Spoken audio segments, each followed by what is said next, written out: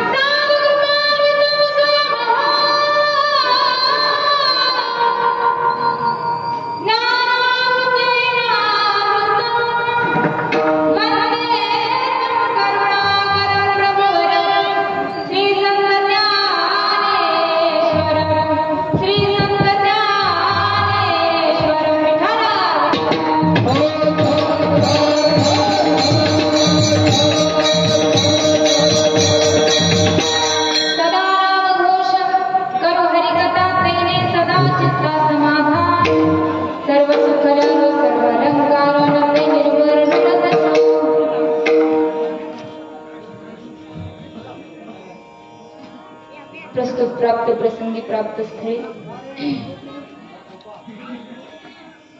कीर्तन निरोपणाकरता गायलेला अभंग श्री क्षेत्र देहू निवासी असणारे ज्यांच्या सखल अभंग गातीनं तुम्हा मला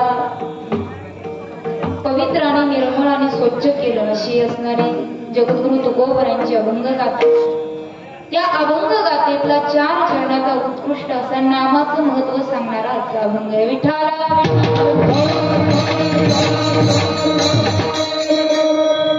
तुमच्या सगळ्यांचा आवाज बंद झाल्याशिवाय माझं कीर्तन सुरू होणार नाही बरं का. 1 दिवसाचा कीर्तन सोहळा त्यामध्ये आपल्या सगळ्यांचं सहकार्य महत्वाचं आहे.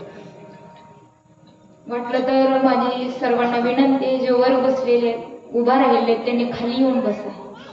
फक्त एक तासासाठी आपल्याला या कार्यक्रमाला सहकार्य करायचं. उभा राहिलेल्यांनी सगळ्यांनी खाली बसा. जेव्हा उठून जायचंय तेव्हा जाऊ शकता, पण तोपर्यंत तरी खाली बसा. बसा खाली दादा.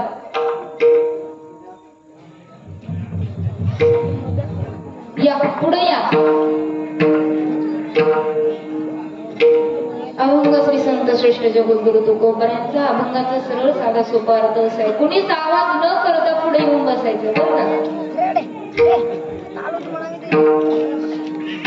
पाठीमाग जे उभा राहिलेले पडद्याच्या पाठीमाग त्यांनी अजिबात आवाज करायचा.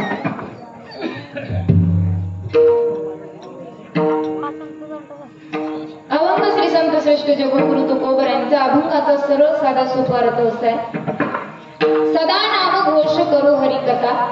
सदा भगवंताच्या नामाचं चिंतन आणि सदा हरिकथा केल्यानंतर परिणाम काय होतो महाराज अभंगाच्या सगळ्या चरणातून सांगतात बघा. साधक परमार्थाच्या वाटेवरती वाटचाल करत असताना नामासारखं साधन जर सदा सर्व काळ केलं तर त्याचा परिणाम काय होतो, लाभ काय होतो. जगद्गुरु तुकोबर हे सांगतात, तेने सदा चित्ता समाधान. पण कधी सदा नामघोष सदा हरिकथा हे केल्यानंतर काय होतं, तेने सदा चित्ता समाधान. चित्ताला समाधान प्राप्त होतं आणि ते सुद्धा सदा सर्व काळ. पण कधी सदा नामघोष सदा हरिकथा. दुसऱ्या चरणात महाराज सांगतात, सर्व सुख यालो सर्व अलंकार आनंदे निर्भर डुलत असो.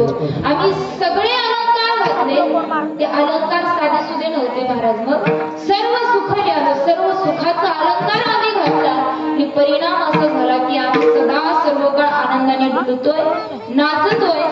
जगद्गुरु तुकोबरांच्या जीवनामध्ये जो प्रसाद प्राप्त झाला, जी अनुभूती त्यांच्या जीवनामध्ये त्यांना प्राप्त झाली, जी अवस्था प्राप्त झाली, ती अवस्था काय. जगद्गुरु तुकोबराय सांगतात, असो ऐसा कोठे आठवची नाही आणि देहीच विदेही भूदशा. देहात असून सुद्धा विदेही अवस्था प्राप्त झाली. नवे नवे जगद्गुरु तुकोबराय सांगतात, आमच्या जीवनातलं पापही नष्ट झालं आणि पुण्य सुद्धा नष्ट झालं.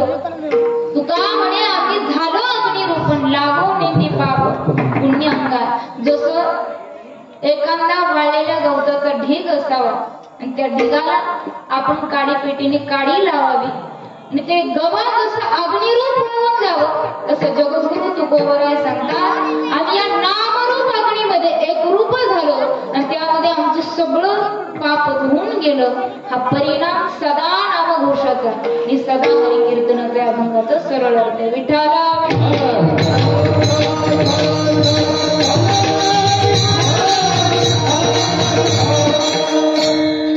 अभंगावर बनण्यापूर्वी थोडासा परिहार देणं अत्यंत गरजेचं आहे. आणि वर्षापासून चालत असलेला हा नागनाथ ग्रामस्थ एक दिवसीय कीर्तन महोत्सव नागनाथ महाराज यात्रेनिमित्त असला. आज नागपंचमीचा दिवस आहे आणि प्रत्येक वर्षी या ठिकाणी एक दिवसीय कीर्तन सोहळा पार पडत असतो. आणि या वर्षाची कीर्तन सेवा माझ्या परम भाग्यानं माझ्या पदरामध्ये पडली. खरं तर कार्यक्रमाचं आयोजन करणारे आमचे पंडित जमानदार असतील, फार सुंदर असं नियोजन आहे. नागपंचमी निमित्त असलेला हा नागनाथ देवाचा महाराजांचा एक दिवसीय कीर्तन सोहळा. त्या सोहळ्यामध्ये तुमच्या सर्वांच्या कृपा आशीर्वादानं, तुमच्या सर्वांच्या प्रेमानं माझ्या वाटेला आलेली ही कीर्तन सेवा. खर तर भागवतामध्ये असं वर्णन आलं की संतांची संगती हे अनंत जन्मातून माणसाला प्राप्त होते. नवे नवे अनंत जन्माचं पुण्य माणसाच्या पदरात असावं लागतं आणि मग संतांची संगती प्राप्त होते. अगदी त्या न्यायवृत्तीप्रमाणे तुम्हा सर्व संत माई बापांची भेट मला या ठिकाणी झाली. माझे परम विठाला विठाला.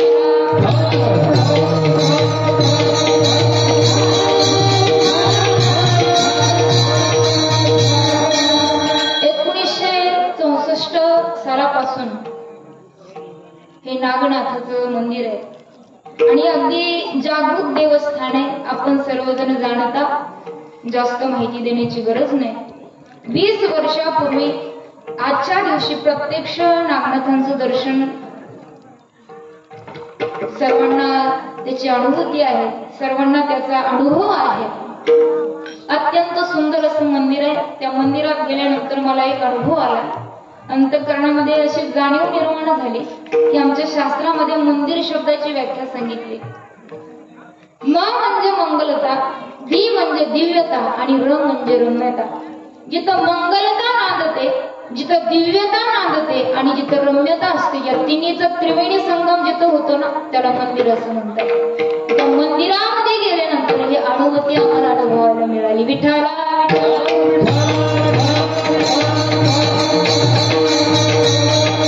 गोड असं कार्यक्रमाचं नियोजन आहे. नियोजन करणारे सर्व ग्रामस्थ मंडळी असेल तुमच्या सर्वांच्या चरणावरती श्री नागनाथ पंच कमिटी तोगराळी सर्वांच्या प्रेमापोटी, सर्वांच्या प्रेमानं आणि सर्वांच्या सहकार्यानं माझ्या भाग्यानं मला प्राप्त झालेली कीर्तन सेवा. खरं तर कीर्तनाला सुरुवात करण्यासाठी उशीर झाला. कीर्तनाला सुरुवात करण्याआधी माझी विनंती असेल सगळ्यांना, कीर्तन संपेपर्यंत, कीर्तन संपल्यानंतर पाकिट नाही दिलं तरी चालतं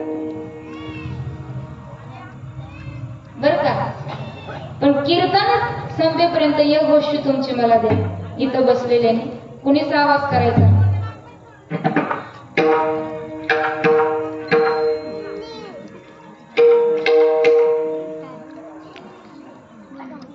कीर्तन संपेपर्यंत तुमची एक गोष्ट मला द्या. ती गोष्टीचं नाव असं आहे, तुमचं मन फक्त कीर्तनाला द्या. खरं सांगू महाराज, माणसानं कीर्तनकारावर जरी माणसाला प्रेम नाही करता आलं तरी या कीर्तनाच्या गादीवर तरी माणसाला प्रेम करता आलं पाहिजे. कारण ही कीर्तनाची गादी अनादी काळापासून चालत आलेली आहे. या गादीचा अपमान झाला नाही पाहिजे. जर तुम्ही आम्ही या कीर्तनासाठी सहकार्य करत नसू तर हा कीर्तनकाराचा अपमान नाही महाराज, हा कीर्तनाच्या गादीचा अपमान आहे. दुसरी गोष्ट सांगू, कीर्तनकार हा खरं तर जगद्गुरु तुकोबरायांचा, माऊली ज्ञानोबरायांचा पोस्टमन आहे. जे संतांनी सांगितलं ते पोस्टमनच्या द्वारा तुमच्यापर्यंत पोहोचवण्याचं कार्य कीर्तनकार करत असतो. म्हणून कमीत कमी कीर्तनकाराचा नाही पण या गादीचा तरी मान आम्ही ठेवला पाहिजे. विठ्ठला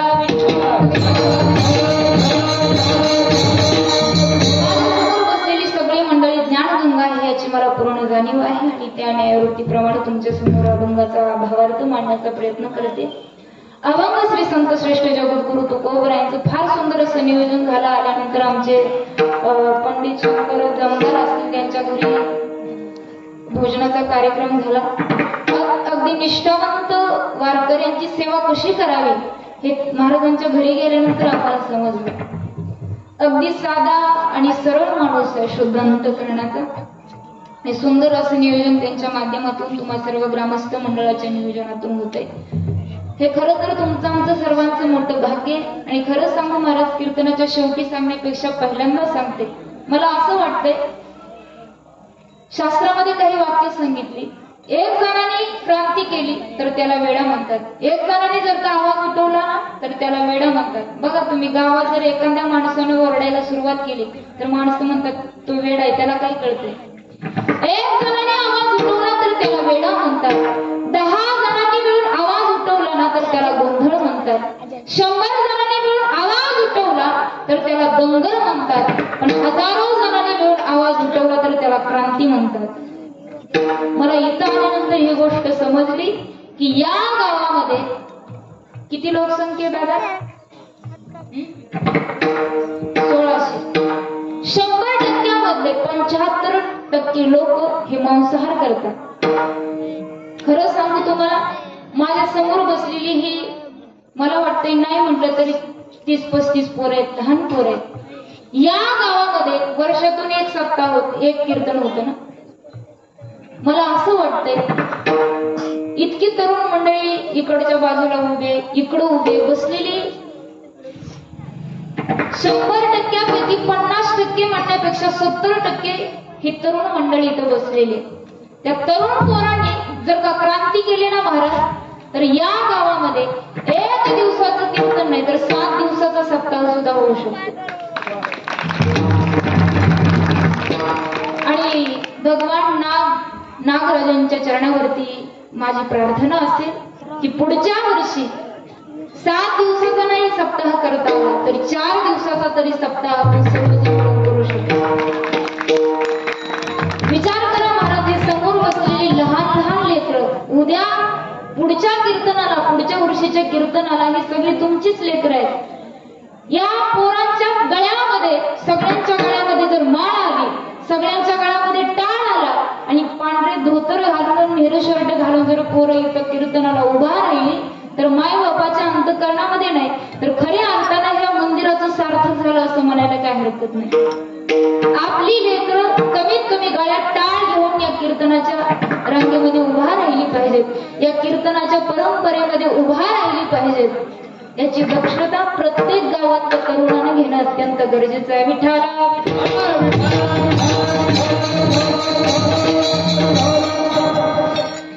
या नागराजांच्या कृपाशीर्वादानं, भगवान पांडुरंग परमात्म्याच्या कृपाशीर्वादानं ही गोष्ट पुढच्या काही काळामध्ये तुमच्या गावामध्ये घडो आणि अत्यंत सुंदर असा परमार्थ तुमच्या सर्वांच्या हातून घडो अशी भगवंताच्या चरणी प्रार्थना करते. कीर्तनाला सुरुवात. विठाला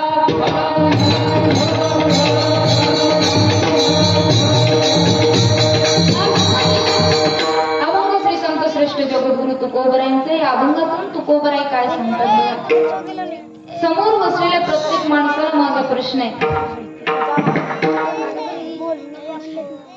असा कोण आहे इथं बसलेला की ज्याला असं वाटत नाही माझ्या जीवनामध्ये सुख यावं?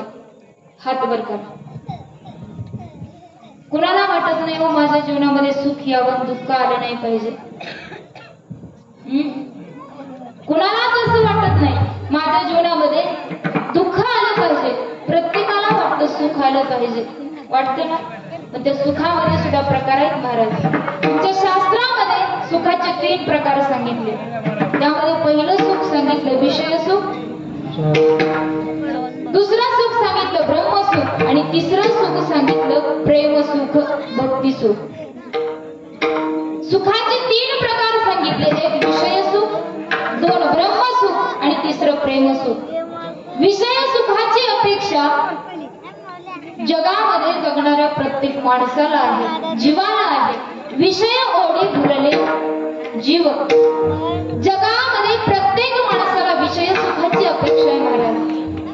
जर माणसाला खरंच विषय सुखाची अपेक्षा नसते ना तर माणसाला आज दारूचं व्यसन केलं,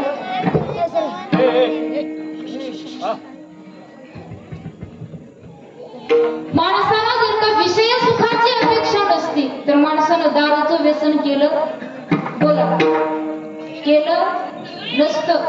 जर माणसाला खरंच विषय सुखाची अपेक्षा नसती तर माणसानं मांसाहार केला, बोला, नसता.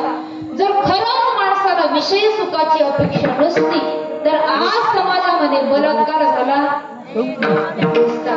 प्रत्येक जीवाला विषय सुखाची अपेक्षा आहे. दुसऱ्या शास्त्रामध्ये सांगितलं ब्रह्मसुख.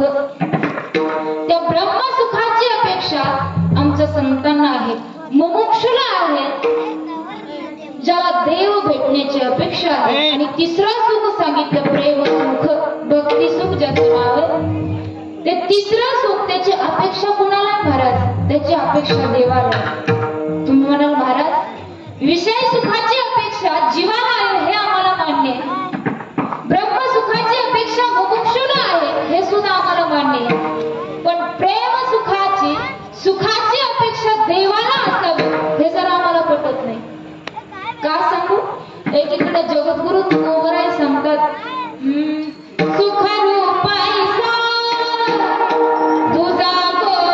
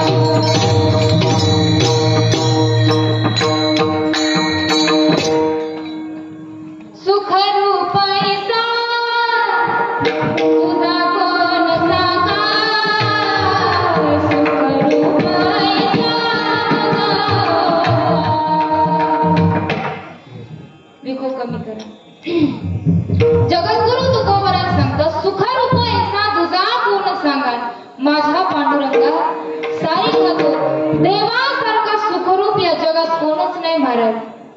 आणि तरी सुद्धा देवानं सुखाची अपेक्षा करावी. ज्या सुखा कारणे देव वेडावला, वैकुंठ सोडोनी संत सगनी राहिला. देवानं सुखाचा उपभोग घेण्यासाठी या वैकुंठामध्ये जन्म घ्यावा महाराज, या मृत्यू लोकामध्ये जन्म घ्यावा. जो देव सुखरूप आहे त्या देवानं सुद्धा सुखाची अपेक्षा करावी. हे जर आम्हाला पटत नाही. खरंच सांगू, देव सुखाची अपेक्षा करतो पण ते सुख वेगळं आहे महाराज. देव नुसत्या सुखाची अपेक्षा करत नाही, देव ब्रह्मसुखाची अपेक्षा करत नाही, देव विषय सुखाची अपेक्षा करत नाही. मग देव अपेक्षा करतो ते प्रेम सुखाची, भक्ती सुखाची. अर्जुनाला भगवान श्रीकृष्ण परमात्म्यानं म्हणावं, अर्जुना या जगामध्ये तुझ्यासारखा प्रेम करणारा भक्त नाही. जर तू माझ्यापासून दूर झाला तर माझ्या मनातली गोष्ट मी कोणाला सांगावी. ज्याला मला आलिंगन देता येईल, ज्याच्याशी मला गप्पा गोष्टी करता येईल, असं तुझ्यासारखा भक्त या जगात नाही. भगवंताने अर्जुनाकडे प्रेम सुखाची अपेक्षा करावी महाराज. देव पोरका आहे तो प्रेम सुखाला.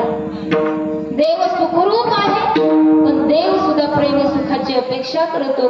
तसा जीव हा विषय सुखाची अपेक्षा करतो महाराज. विषय सुखाची अपेक्षा करणारा जीव जगद्गुरु तुकोबरायांकडे गेला. तुकोबरायांना सांगितलं, तुकोबराय माझा साधा सोपा प्रश्न आहे तुम्हाला. तुकोबरायांनी त्या साधकाला जवळ घ्यावं आणि विचारावं, सांग बाबा काय प्रश्न आहे तुझा. त्यानं जवळ जाऊन महाराजांना विचारावं, महाराज घरात सगळे आमच्या 50 लाखाचा बंगला आहे आमचा, वर्षाला 1 कोटीचं उत्पन्न आहे आमचं, सगळं भरपूर आहे, खायला दररोज आम्ही पंचपक्वानाचं जेवण खातो, खाताना समाधान होत नाही. खायला भरपूर आहे पण खाता येत नाही, समाधान नाही महाराज. सगळं भरपूर आहे, सगळं आहे पण समाधान नाही. पूर्वीच्या माणसाकडे सगळं होतं महाराज. म्हातारी माणसं आता सुद्धा म्हणतात आमच्या काळात जेवायला 1 टाइमचं जेवण मिळत नव्हतं पण आम्ही समाधानी होतो. आज माणसाला 3 टायमाला पंचपक्वानाचं जेवण आहे पण समाधान आहे का तुम्ही सांगा. पण समाधान नाही. तो साधक म्हटला महाराज सगळे आमच्याकडे फक्त समाधान नाही. तुमच्याकडे काहीच नाही तरी तुम्ही आम्हाला समाधानी दिसता, त्याचं कारण काय. जगद्गुरु तुकोबरायांनी त्या साधकाला जवळ घेतलं आणि सांगितलं, साधका तुला जर खरंच समाधानी व्हायचं असेल ना तर मी एक सूत्र सांगतो, मी तुला एक फॉर्म्युला सांगतो, जो फॉर्म्युला आम्ही आमच्या जीवनामध्ये वापरला. त्या फॉर्म्युल्याचं नाव काय, आम्ही काय केलं आमच्या जीवनामध्ये जेणेकरून आम्ही सदा समाधानी आहोत. अभंगाचं पहिलं चरण.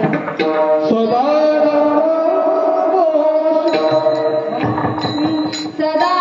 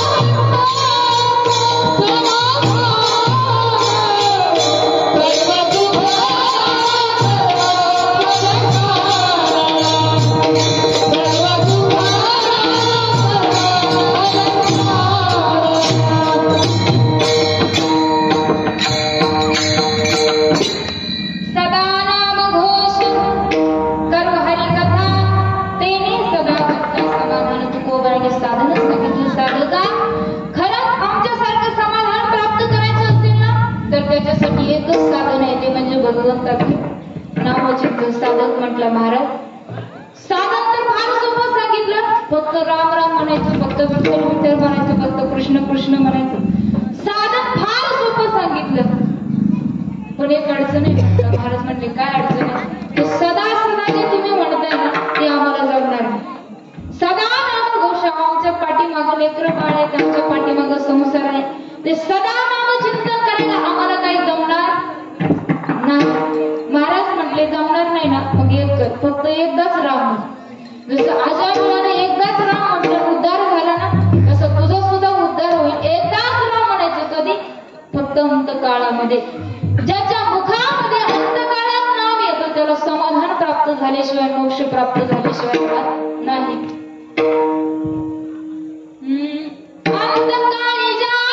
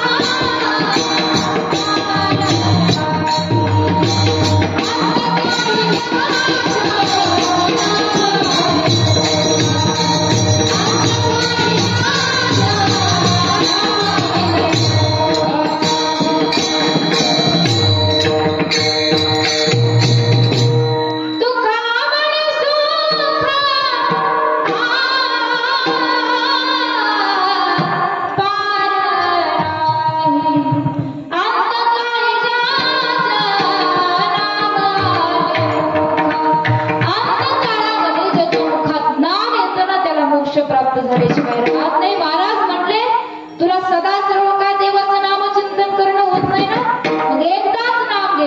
जेव्हा तुझा अंतकाळ असेल तेव्हा साधकाला आनंदच झाला. महाराज ते पळतच घरी गेलं, पण घरी गेल्यावर त्याला आठवलं महाराजांनी साधन फार सोपं सांगितलं. एकदाच नाव घ्यायचं. कधी? हा बोला. फक्त मरताना नाव घ्यायचं, पण महाराजांनी माझं मरण कधी हेच सांगितलं नाही. त्याच्या परत लक्षात आलं. ते परत जगद्गुरु तुकोबारांकडे माघारी आलं. म्हटलं महाराज काही साधन, गोड साधन सांगितलं हो तुम्ही, फार गोड साधन सांगितलं. एकदाच नाव घ्यायचं फक्त अंतकाळामध्ये, पण माझं अंतकाळ कधी, माझं मरण कधी हेच सांगितलं नाही तुम्ही. महाराज म्हटले ते जर मला माहित असते तर मी आयुष्यभर टाळ कुठली असते का? नाही. माणसाचं मरण कधी हे माणसाला माहिती नाही, त्यामुळे सदा नामघोष करायला सांगितलं महाराज. कधी यम येईल आणि कधी घेऊन जाईल हे सांगितलं नाही. इथं बसलेल्या कोणाचाच भरवसा नाही महाराज. कीर्तनकाराचा भरवसा, कीर्तनकार सुद्धा एक दिवस जाणार आहे, कीर्तनकाराला सुद्धा माहित नाही कधी जाणार आहे. भगवजनांना सुद्धा भरवसा, गायकांना भरवसा, कुणालाच भरवसा नाही महाराज. म्हणून संतांनी आम्हाला सांगितलं तुझा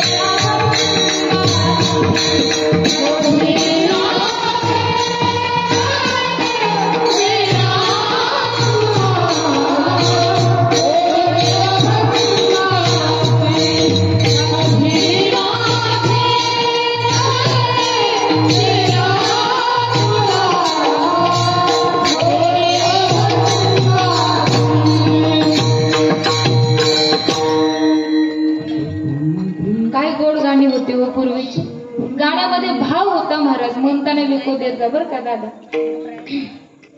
पूर्वीच्या गाण्यामध्ये भाव होता महाराज, आत्ताची गाणी राहिली नाही. पूर्वीच्या काळी आमच्या दारामध्ये वासुदेव यायचा. वासुदेव तो वासुदेव त्याच्या गाण्यातून माणसाला उपदेश करायचा महाराज. जसं संतांनी अभंगातून उपदेश केला तसा पहाटेच्या पाऱ्यामध्ये तो वासुदेव आमच्या दारामध्ये हातामध्ये चिपळ्या घेऊन तो वेश धारण करून यायचा आणि गावातल्या प्रत्येक माणसाला घरोघरी जाऊन उपदेश करायचा. काय म्हणायचा तो? वासुदेवाचे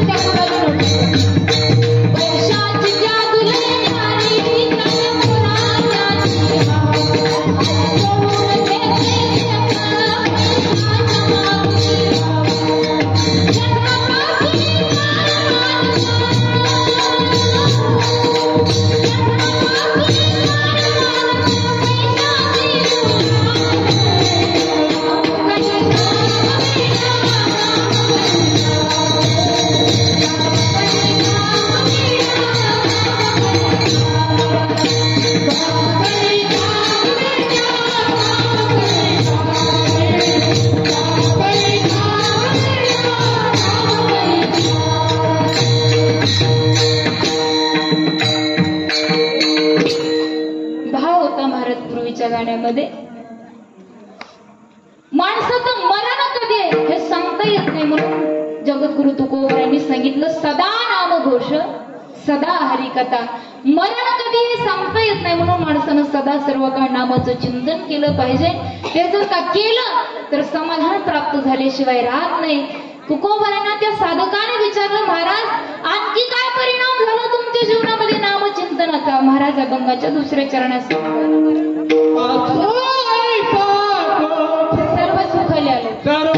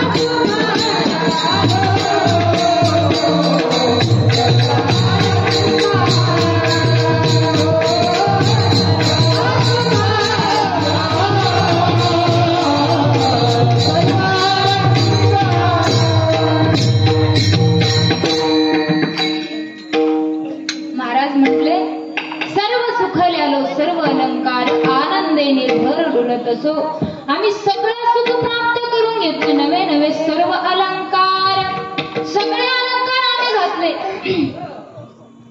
तो साधक म्हटला महाराज कोणकोणते अलंकार घातले तुम्ही पायात पैंजण बोटामध्ये जोडव परत वरती काय असतं आणखी सांगा पटापटा आता बायकांनी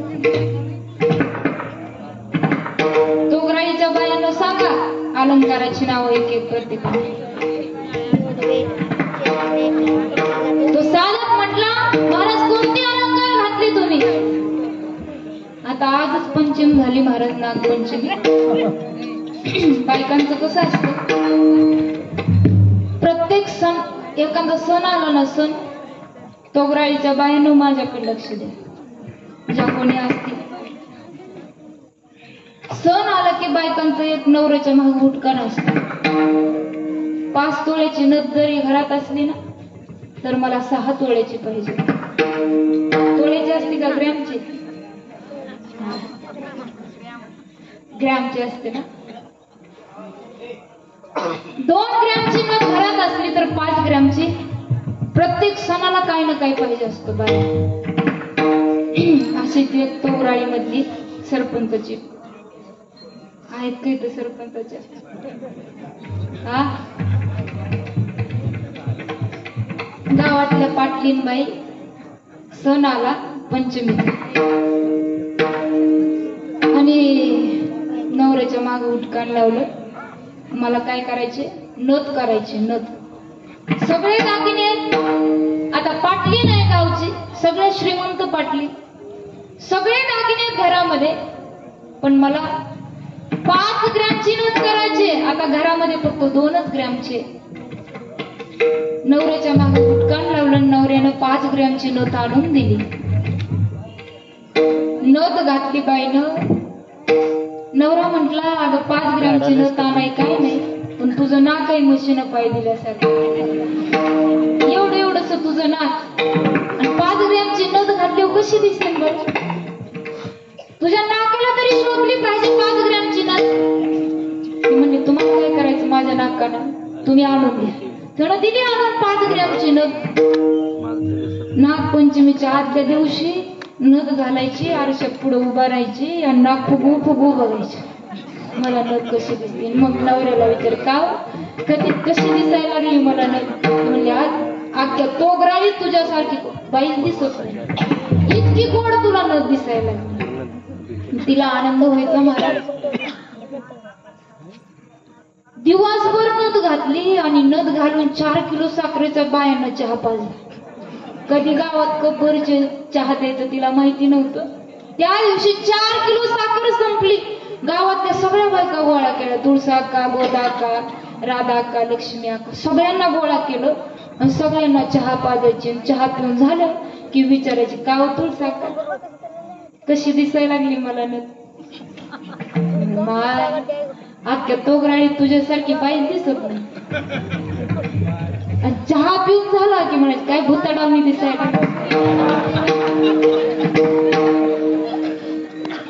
प्युअर दुधातला चहा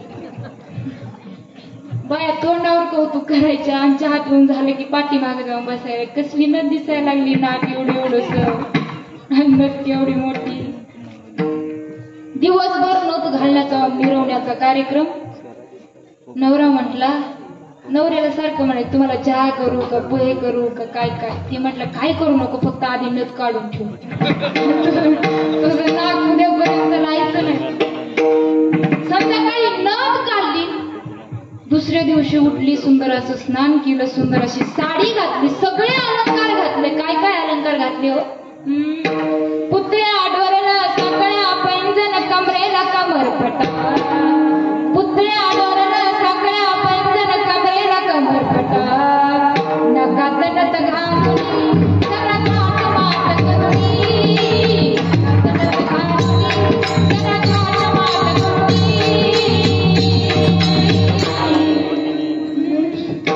नेसने गो सारू पैठणी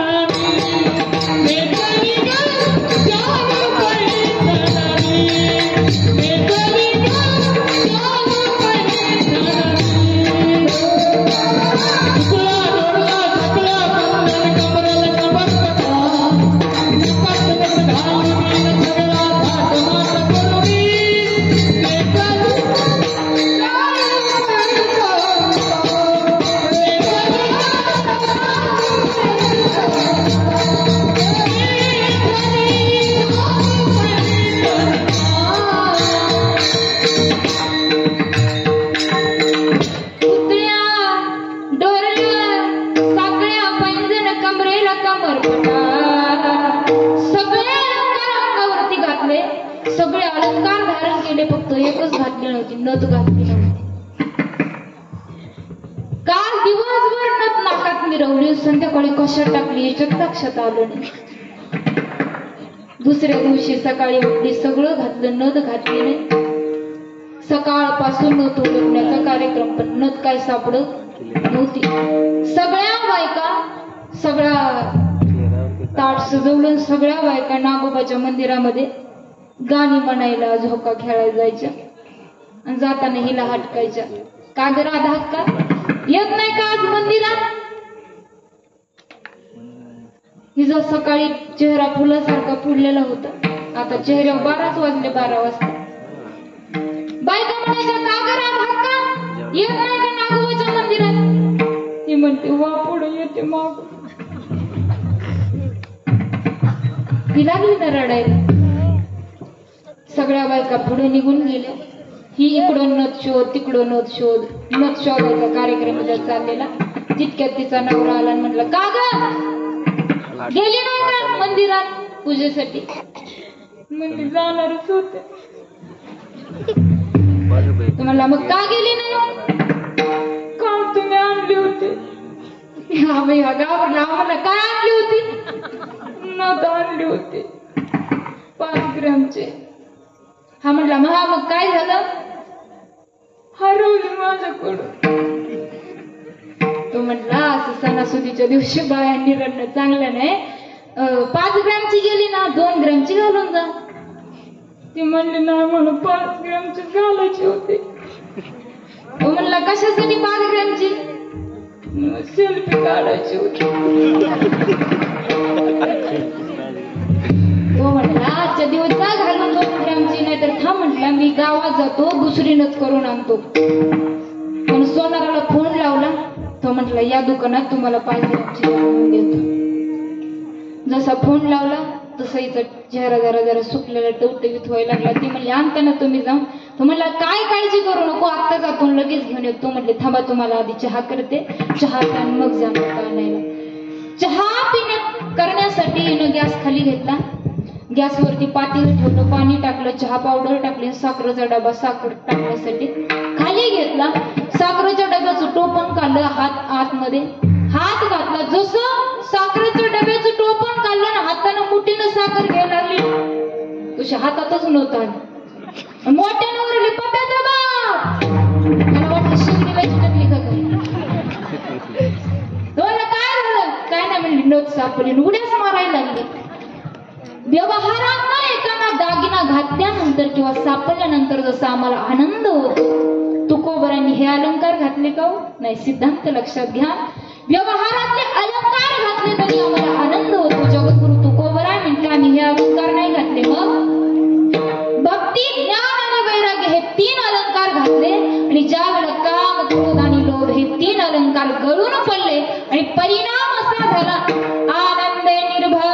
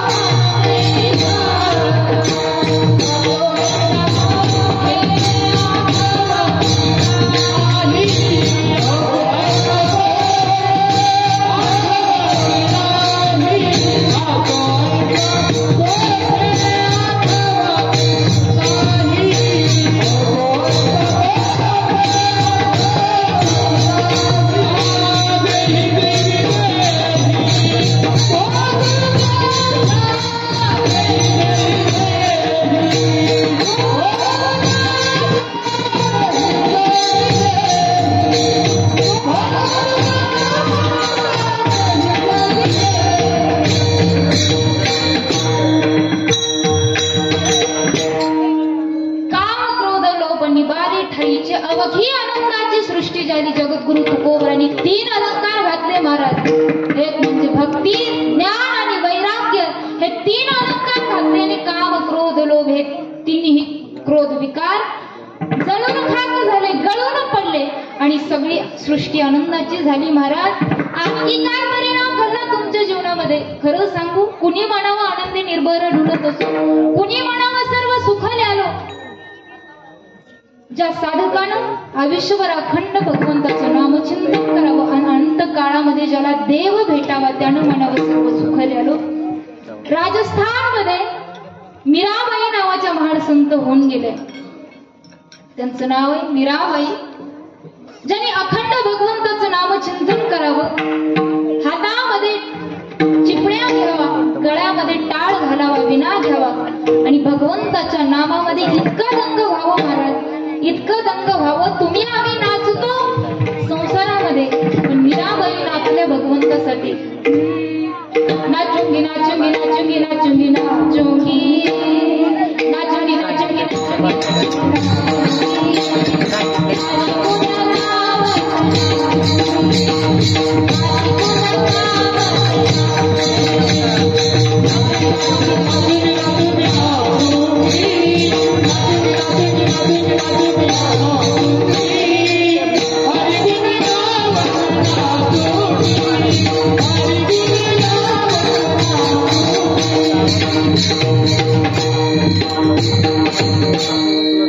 मीराबाईंनी भगवंताच्या समोर नाचावं महाराज. ज्या मीराबाईंनी आम्हाला उपदेश करावा. हे तुझ्या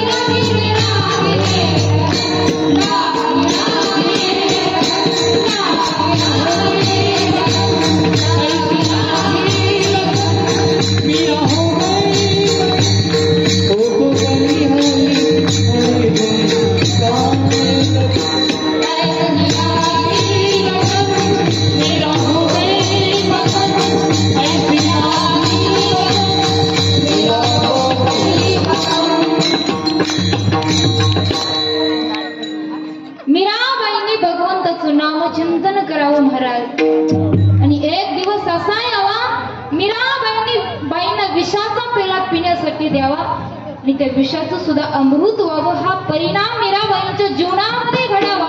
त्या मीराबाई अंत काळामध्ये भगवंतामध्ये विलीन व्हाव्या. त्यांनी त्या मीराबाईंनी म्हणावं महाराज सर्व सुखाले आलो. चोकोबरांच्या अस्थि तुकोबरांची हड गावातील वेशीच्या खाली चोकोबरांचा मृत्यू झाला आणि जगाच्या मालकाने रडावं महाराज नामदेव महाराजांच्या जवळ. नामदेव महाराजांना म्हणावं नामा अरे माझ्या चोकोबरांची हाडं त्या वेशीच्या खाली चेंगरली आहेत. जा आणि माझ्या चोकोबाची हाडं घेऊन ये. नामदेव महाराजांनी सांगावं देवा, हजारो माणसं त्या देशीच्या खाली मरण पावली, त्यातून चोकोबा महाराजांची हाडं कशी घेऊन येऊ. भगवंतांनी सांगावं नामा, ज्या हाडातून विठ्ठल विठ्ठल नामाचा गजर होईल ना, ती हाडं समज ती हाडं चोकोबरांची. ज्या चोकोबरांची हाडं विठ्ठल विठ्ठल म्हणतात त्या चोकोबरांनी म्हणावं सर्व सुख. जगद्गुरु तुकोबराच्या वाटेनं चालायची, त्या वाटेची माती सुद्धा म्हणायची विठ्ठल विठ्ठल. विठ्ठल नामाचा परिणाम त्या मातीवरती व्हावा, त्या तुकोबरांनी म्हणावं सर्व सुखल्यालो. संतांनी अलंकार घातला महाराज सर्व सुखाचा, भक्ती ज्ञान आणि वैराग्याचा अलंकार घातला. संतांच्या जीवनामध्ये परिणाम असा झाला, अवस्था अशी प्राप्त झाली. महाराज अभंगाच्या 3ऱ्या चरणात सांगतात असो ऐसा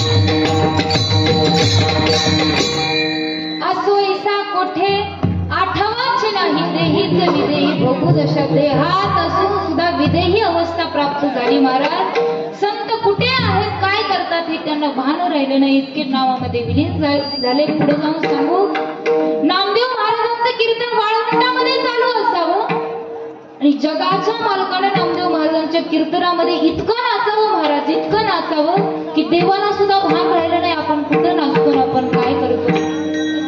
सुंदर असं नामदेव महाराजांचं कीर्तन चालू. त्या कीर्तनामध्ये संत जनाबाई, मीराबाई, आमचे ज्ञानोबराय, निवृत्ती दादा, सोपान काका, मुक्ताबाई, सगळे संत मंडळी त्या वाळवंटामध्ये जमा व्हावे आणि संतांनी भगवंताच्या नामाचा गजर करावा. कुणी टाळ वाजवण्याचं काम करावं, कुणी हाताने टाळी वाजवण्याचं काम करावं, कुणी मृदंग वाजवण्याचं काम करावं, कुणी चाल म्हणण्याचं काम करावं आणि सुंदर असा कीर्तनाचा कार्यक्रम रंगला. त्या कीर्तनाच्या कार्यक्रमामध्ये आपण 2 मिनिटासाठी, ज्या कीर्तनामध्ये नामदेव महाराजांच्या कीर्तनामध्ये देव नाचला ना, तिथं आपण 2 मिनिटासाठी भगवंताच्या कीर्तनामध्ये रमूया. एकच टाळी झाली, टाळी झाली, टाळी झाली, टाळी झाली, एकच टाळी झाली, चंद्रभागी बाळ, एकच टाळी झाली, चंद्रभागी बाळ.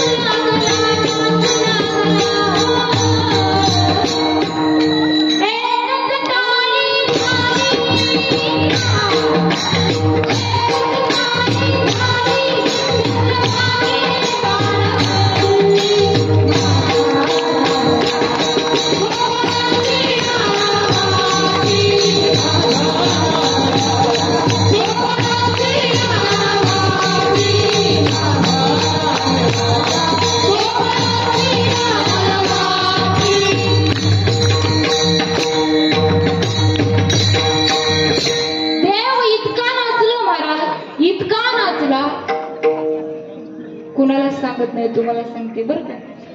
देव इतका वाचला, देवाचा पितांबरच गळून पडला, देवालाच कळालं नाही. नाचता नाचता देवाचा हो गळाला पितांबर.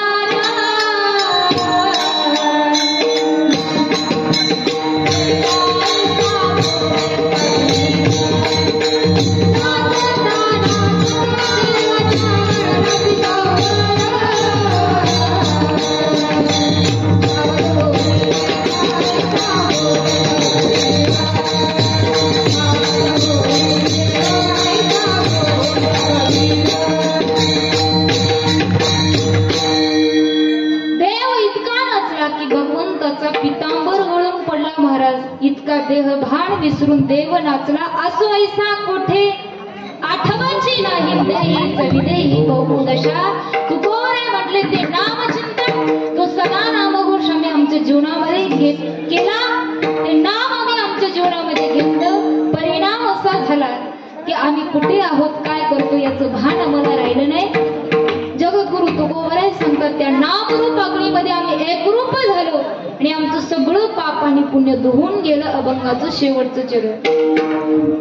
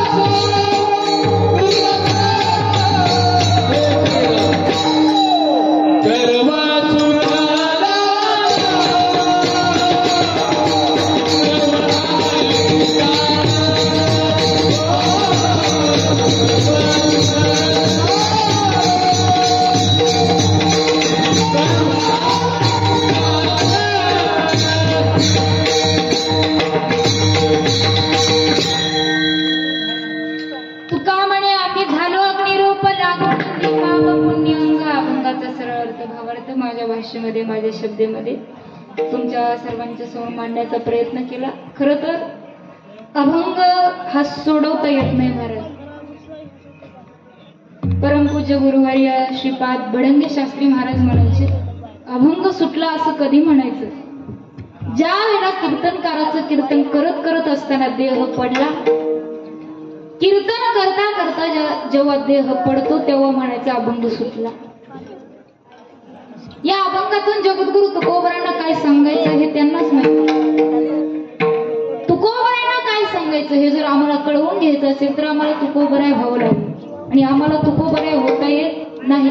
त्यासाठी ती भाव अवस्था येणं गरजेचं आहे. ती भाव अवस्था आम्हाला येणं शक्य नाही महाराज. माझ्या बुद्धिमत्तेनुसार ज्याप्रमाणे माऊली ज्ञानोबराय बुद्धी देतील त्याप्रमाणे तुमच्या समोर अभंगाचा भावार्थ मांडण्याचा प्रयत्न केला. सुंदर असं कीर्तनाचं नियोजन आहे. तुम्हा सर्वांच्या कृपा आशीर्वादानं असलेला हा एक दिवसीय कीर्तन महोत्सव.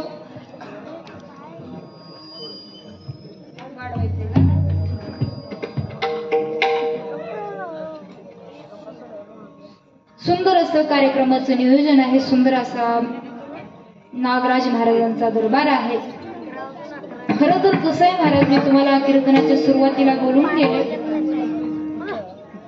की परमार्थाची क्रांती जर का घडवून आणायची असेल तर तरुण एकत्र येणं गरजेचं आहे. मला आतापर्यंत तुमच्या इथला जेवढा तरुण आहे तेवढा तरुण कुठल्याच कीर्तनात दिसला नाही. जर तरुण एकत्र आले तर परमार्थाची क्रांती घडायला वेळ लागणार नाही महाराज. त्यासाठी आता या साईडला सगळ्या महिला मंडळ उभं आहे. पुढच्या कीर्तनाला, पुढच्या सप्ताहाला नाही म्हणणार मी, तुमची इच्छा, पुढच्या कीर्तनाला एका बाजूला सगळा तरुण उभा राहिला पाहिजे.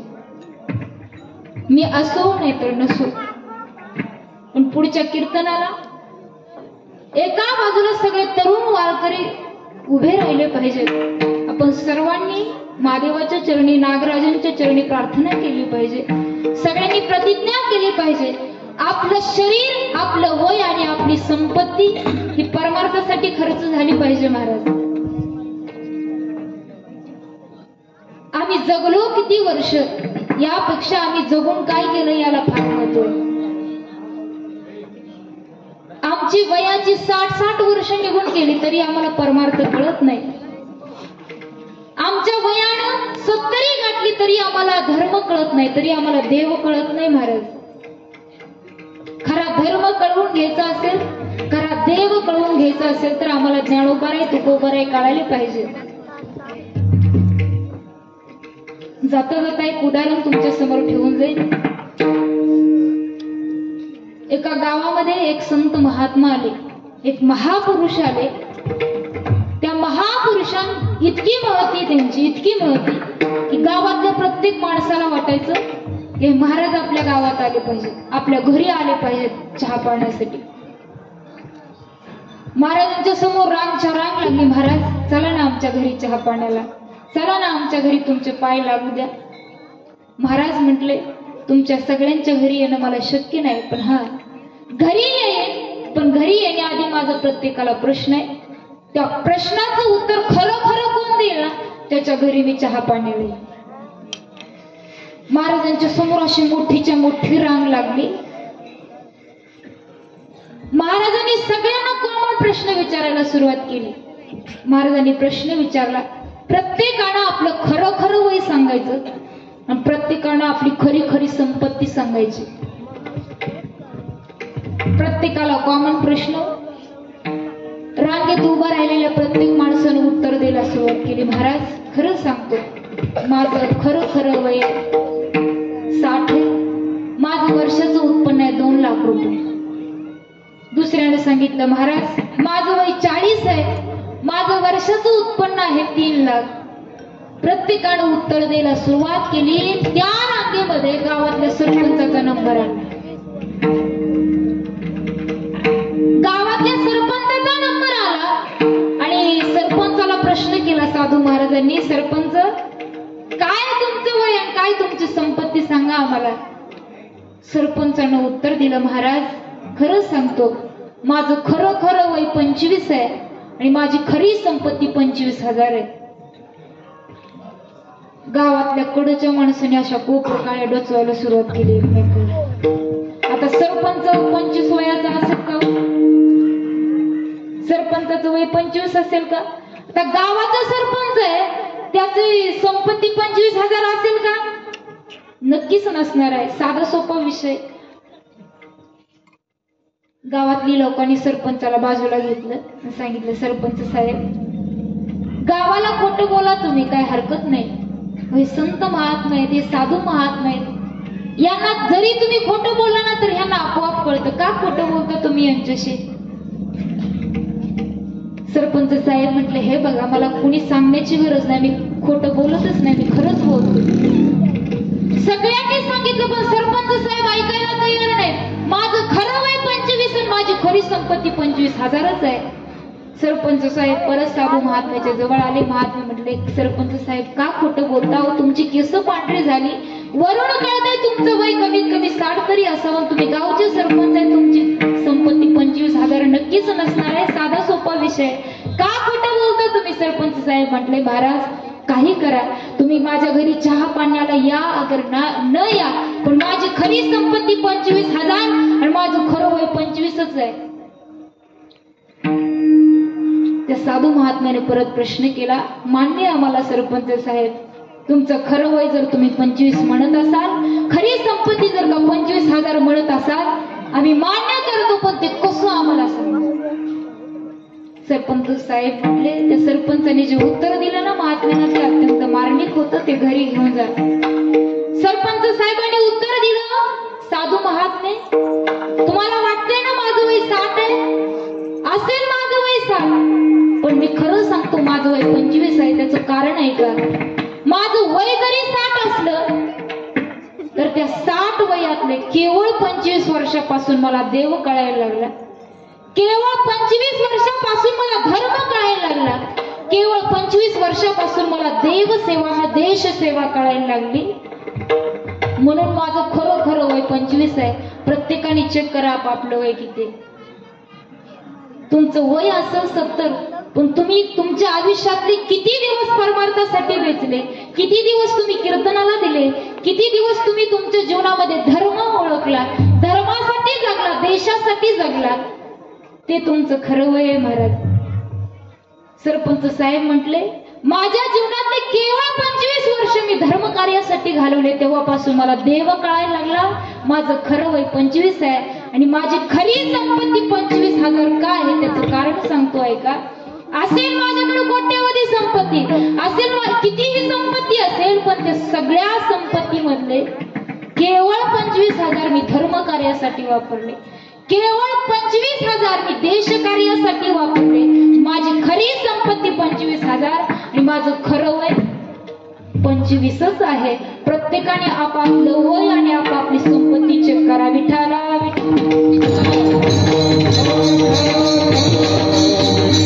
तुमच्याकडे जरी पैशाची श्रीमंती नसेल ना महाराज तरी काय हरकत नाही, पण तुमच्याकडे मनाची श्रीमंती तरी कायम असली पाहिजे, तुमच्याकडे संस्काराची श्रीमंती कायम असली पाहिजे.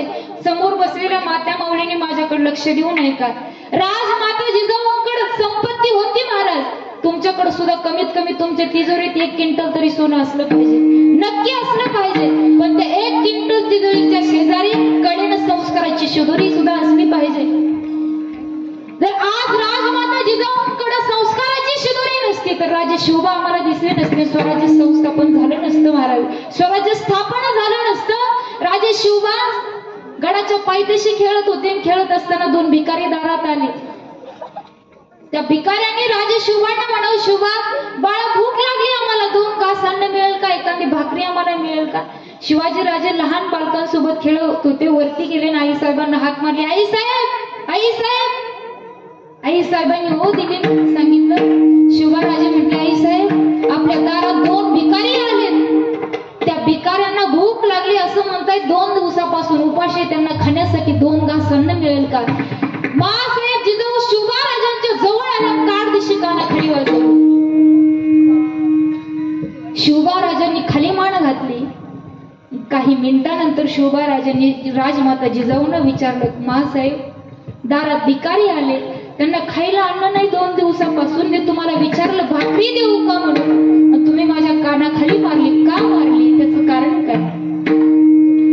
राजमाता जिजाऊंनी शिवराजांना उत्तर दिलं, शिवबा दारात भिकारी आले, 2 दिवसापासून उपाशी, तुला भाकरी मागतात आणि तू मला येऊन विचारतो भाकरी देऊ का म्हणून. मला न विचारता जर का तू दारातल्या भिकाऱ्यांना भाकरी दिली असती ना तर माझ्या दुधाची किंमत चुकती झाली असती. हे राजमाता जिजाऊंची संपत्ती आहे महाराज, हे संस्कार आहेत, हे संस्कार. हे समोर बसलेल्या लहान मुलांना आम्ही जोपर्यंत देत नाही ना महाराज, तोपर्यंत यांना धर्म कळणार नाही, तोपर्यंत यांना देव कळणार नाही, तोपर्यंत यांना माळ करणार नाही, टाळेही कळणार नाही. ही जबाबदारी माता माऊलींची. या कीर्तनातून तुम्ही एवढं जरी घेतलं, समाजामध्ये परमार्थाची क्रांती करण्यासाठी तरुणा भाग्यवंत नटे हरी कीर्तनाचं संतांनी आम्हाला सांगितलं. आणि दुसरी गोष्ट खरी सांगू महाराज, या म्हाताऱ्या माणसाने खरा परमार्थ टिकवून ठेवला. जर आज हे नसते ना तर आज गावातले सत्य राहिले नसते. गावातल्या प्रत्येक तरुणानं आपलं कमीत कमी थोडं तरी आयुष्य देव कार्यासाठी, देश कार्यासाठी, धर्म कार्यासाठी वेचलं गेलं पाहिजे. प्रत्येकानं आपण माणूस म्हणून जन्माला आलो आहोत. भगवंताने आपल्याकडे काहीतरी कर्तव्य दिलं आहे. या न्यायवृत्तीप्रमाणे प्रत्येकाने देशाची सेवा करा, धर्माची सेवा करा. आम्हाला काहीच नाही जमलं तरी कमीत कमी आपल्या आई बापाची तरी सेवा करा. काही जण म्हणतील यांचं काम आहे, हे सांगतच असतात, पण प्रत्येकाच्या अंतकाळामध्ये या गोष्टींची जाणीव झाल्याशिवाय माणसाला राहत नाही महाराज. प्रत्येकाने आपलं जीवनातला काही वेळ म्हणा, ते श्रमदान असू द्या, धनदान असू द्या, आणखी कोणती सेवा असू द्या, कोणत्या तरी कारणानं प्रत्येकाने सेवा करण्याचा प्रयत्न करा. जर सेवा जीवनामध्ये केली तर मेवा प्राप्त झाल्याशिवाय राहणार नाही. सेवा तुम्ही सर्वजण करता. तुमची सेवा करण्याचं भाग्य ज्यांनी माझ्या पदरामध्ये पाडलं, ज्यांनी मला या ठिकाणी कीर्तनासाठी आमंत्रित केलं, ते तुंगत गावचे असणारे आमचे मच्छिंद्र दादा असतील, त्याचबरोबर आमचे हरिदास महाराज मुगळे असतील, सुदाम महाराज असतील, ज्यांनी मृदुंगासाठी आज सुंदर अशी साथ केली, ते आमचे